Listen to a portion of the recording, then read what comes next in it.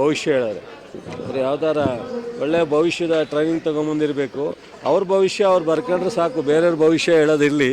ಅವ್ರ ಭವಿಷ್ಯ ಅವ್ರು ಬರ್ಕೊಂಡ್ರೆ ಬಹುಶಃ ಅವ್ರು ಯಾವಾಗಲೂ 5 ವರ್ಷ ಸಂಪೂರ್ಣವಾಗಿ ಆಡಳಿತ ಯಾಕೆ ಮಾಡೋಕ್ಕಾಗಲಿಲ್ಲ, ಅದೇ ಬೇರೆಯವ್ರಿಗೂ ಕಂಪೇರ್ ಮಾಡ್ತಾರೆ ಅಂತ ಕಾಣುತ್ತೆ ನಾನು ನೋಡಿದ ಮಟ್ಟಿಗೆ. ಸೊ ಅವ್ರಿಗೆ ಅಧಿಕಾರ ಕೊಟ್ಟಾಗ್ಲೂ ಸಂಪೂರ್ಣವಾಗಿ 5 ವರ್ಷ ಮಾಡಲಿಕ್ಕಾಗಿಲ್ಲ. ಅದಕ್ಕೆ ಅವರು ಬೇರೆಯವ್ರಿಗೂ ಸಹ ಇದೇ ಥರ ಆಗುತ್ತೇನೋ ಅನ್ನೋ ಒಂದು ಅಂಜಿಕೆ ಇದೆ. ನಮ್ಮಲ್ಲಿ ಆ ಥರ ಏನಿಲ್ಲ. ಅದು ಒಬ್ಬ ಪ್ರತಿನಿಧಿಗಳು, ಜನಪ್ರತಿನಿಧಿಗಳು ಪ್ರಜಾಪ್ರಭುತ್ವ ವ್ಯವಸ್ಥೆಯಲ್ಲಿ ಯಾವಾಗಲೂ ಅಸ್ಥಿರತೆಗೊಳಿಸೋ ಆಲೋಚನೆ ಮಾಡೋದೇ ಮಹಾ ಅಪರಾಧ. ಯಾರನ್ನೇ ಆಗಲಿ, ಅದು ಆಕಸ್ಮಿಕ ನಮ್ಮ ಕೈಲಿಲ್ಲ ಎಲ್ಲವೂ. ಸೊ ಆದರೆ ಒಂದು ಆಡಳಿತ ಮಾಡ್ತಕ್ಕಂಥ ಸರ್ಕಾರವನ್ನು ಪದೇ ಪದೇ ಈ ರೀತಿ ಮಾತನಾಡ್ತಕ್ಕಂಥದ್ದು, ಅಸ್ಥಿರತೆ ಬಗ್ಗೆ ಅವರ ವ್ಯಕ್ತಪಡಿಸ್ತಕ್ಕಂಥದ್ದು ಇದೆಯಲ್ಲ, ಅದು ಒಬ್ಬ ಸಾಮಾನ್ಯ ಪ್ರಜೆಗೂ ಸಾಮಾನ್ಯ ಜನಪ್ರತಿನಿಧಿಗೂ ಸೂಕ್ತ ಅಲ್ಲ. ಅಂಥದ್ರಲ್ಲಿ ಒಬ್ಬ ಮುಖ್ಯಮಂತ್ರಿ ಆಗಿದ್ದಂಥವ್ರು, ಕೇಂದ್ರ ಸಚಿವರಾಗಿದ್ದಂಥವ್ರು ಇದನ್ನು ಮತ್ತೆ ಮಾತಾಡೋದು ಎಷ್ಟರ ಮಟ್ಟಿಗೆ ಅದು ಸರಿ ಅನ್ನೋದನ್ನು ಅವರೇ ಆಲೋಚನೆ ಮಾಡಬೇಕು.